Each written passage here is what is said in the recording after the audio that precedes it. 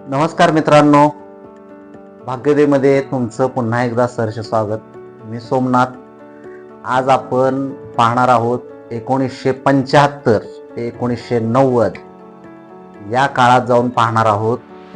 त्यावेळच्या आपल्या ज्या आया आहेत त्यांचं आयुष्य नक्की कसं होतं आणि आज ज्या त्या आपल्या मुलीबद्दल ज्या अपेक्षा ठेवत आहेत त्या तुम्हाला योग्य वाटतात, मोठ्या वाटतात, हे आपण समजून घेणार आहोत. त्यासाठी आपण त्यावेळच्या बायकांचं कामाचं स्वरूप आपण पहिल्यांदा पाहणार आहोत.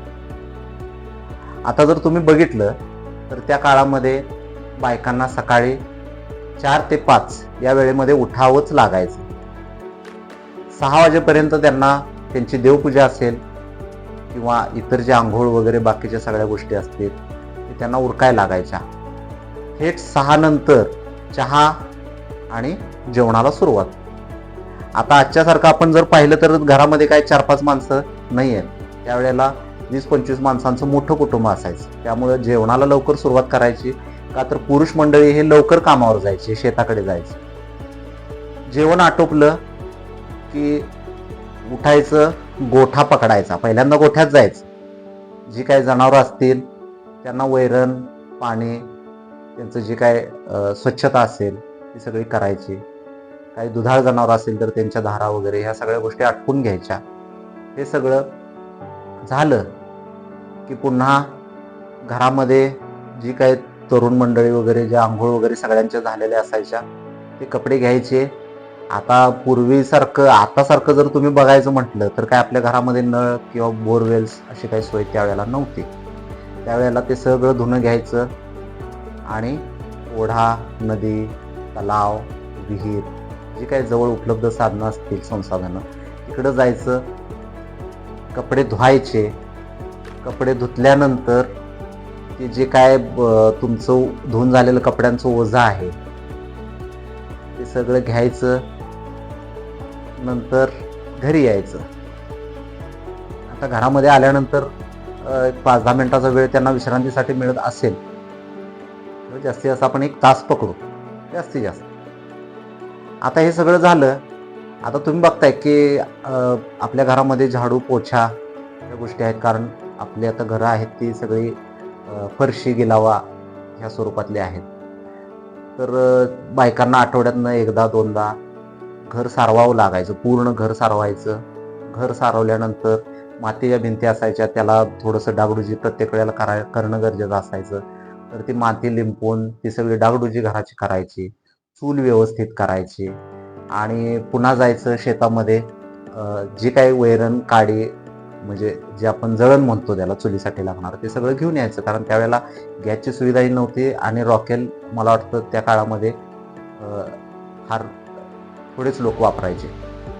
संध्याकाळी पुन्हा जनावरांची काळजी, त्यांचं वैरण, पाणी आणि मग पुन्हा स्वयंपाक. सर्वांना जेवायला घातलं की मगच ह्यांनी जेवायचं आणि भांडी धुवून सगळं स्वयंपाकघर स्वच्छ करून साधारण 7 ते 9 च्या दरम्यान झोपायचं. जास्त वेळ त्यावेळेला झोपायला लावत नव्हती लोक.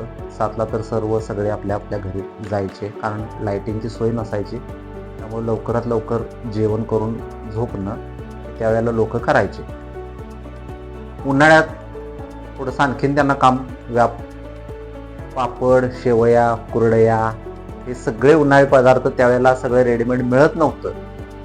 गावातल्या बायका गल्लीतल्या एकत्र यायच्या आणि हे एप्रिल-मेच्या गरमीमध्ये वर्षभराचा सगळा साठा करून ठेवायच्या. या सगळ्या धावपळीत स्वतःच्या मुलांच्या अभ्यासाकडे असेल किंवा त्यांच्या संगोपनाकडे असेल हे बायकांना शक्य नसायचं. त्यांना वेळच मिळायचा नाही. त्यावेळेला महिला फार शिकलेल्याही नव्हत्या. मग जो काय अभ्यास आहे तो शाळेमध्येच मुलांनी शिकायचा.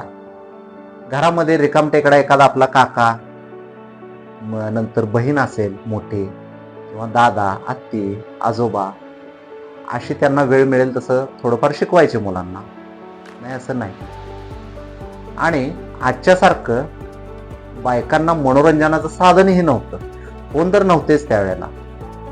टी व्ही हा एखाद्या श्रीमंताच्या घरी छोटासा तोही portable T V black and white कलरचा असायचा,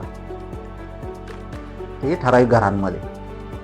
आता ह्या काळांमध्ये एक चांगली गोष्ट काय होती तर ती की संसार तुटण्याचं प्रमाण फार कमी होतं. म्हणजे अगदी 1% आपण पकडू. तेही कुठं तर जे लोक शहरांमध्ये गेले किंवा जास्त मुली शिकल्या आणि ज्या बाहेर पडल्या शहरांमध्ये राहायला गेले तिथेच ते तुम्हाला 1% घटस्फोटाचं प्रमाण दिसायचं. आता मला तुम्ही सांगा, अशा या परिस्थितीमध्ये वाढलेल्या आईने जेव्हा आपल्या मुलीसाठी एखादं स्थळ पाहायला येतं तेव्हा तिच्या मनात एकच भावना असायची की माझ्या मुलीला माझ्यासारखे कष्ट पडू नयेत, तिचा संसार सोपा, स्थिर आणि सुखाचा असावा. म्हणून त्या काळातील आयांच्या अपेक्षा जास्त वाटल्या तरी त्या त्यांच्या जीवनाच्या अनुभवातूनच आलेल्या होत्या हे समजून घेतलं पाहिजे.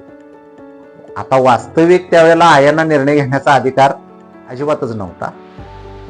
पण आज काय होतंय पहा, आज त्या जे काही निर्णय घेण्याचा अधिकार आहे त्याचा पुरेपूर वापर करताना दिसत आहेत.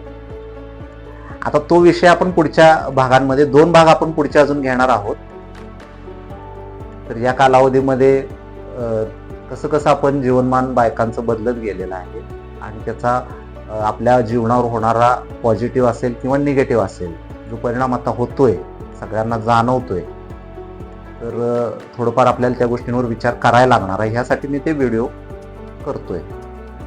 आता तुम्ही मला एक कमेंटमध्ये नक्की सांगायचं आहे की त्यावेळच्या आपल्या आयांच्या मुलीसाठीच्या अपेक्षा योग्य वाटतात का अयोग्य वाटतात. माझे विचार जर तुम्हाला योग्य वाटत असतील तर या चॅनलला लाईक आणि सबस्क्राईब करायला विसरू नका. धन्यवाद.